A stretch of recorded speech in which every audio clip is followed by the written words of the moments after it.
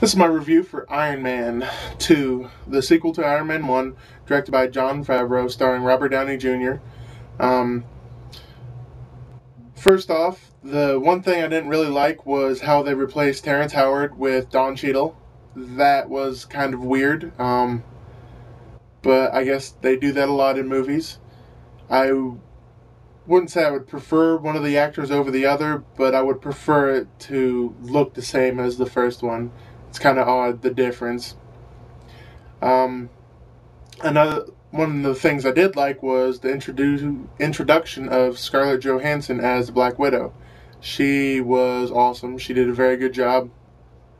I hope we get to see her more in future movies.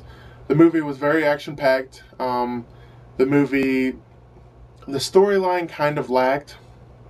You didn't have very much emotion into it. It could have been a little longer. It was almost exactly the same 2 hours and 5 minutes that the first one was. So I'm not sure if the director or whoever edited it liked to keep it around that, but I would have liked to seen a little more storyline in it. It actually looked like there should have been more storyline in it. Like when you see the previews, you see his secretary throwing or kissing his mask and throwing it out of the back of a jet or an airplane, but you don't see that in the movie, so it looks like they cut some of that story out. You can kind of see parts where it shows their romance throughout the movie, but it doesn't show very much of it, and then it comes on really strong at the very end, their romance. So I didn't like that. I think it should have built more, should have pulled our feelings into the movie a little bit more. But other than that, I did like the movie. The new villain was pretty good with his electric whip things. They were pretty neat. Special effects were good. One of the other things I thought was pretty funny, how Jon Favreau, I could be saying his name wrong, but he makes more money than me, so he wins. But how he put his own fight scene into the movie, and I thought that was pretty neat.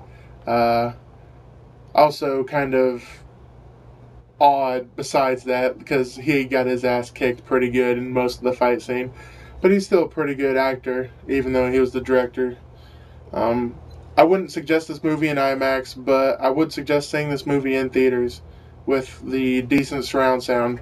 If you can see it in a digital theater as opposed to a 35mm theater, it will look so much better, sound so much better, and that's how I would recommend you seeing it. Thank you for watching my video. If you liked it, please subscribe. If you liked it or hated it, please comment. Let me know what I can do better. Let me know what I'm doing good on. If you have videos like mine, post your video as a reply. Add me as a friend. Tell me about your videos so I can watch it, maybe even subscribe to your videos. I appreciate you guys watching, and I'll have more for you coming soon.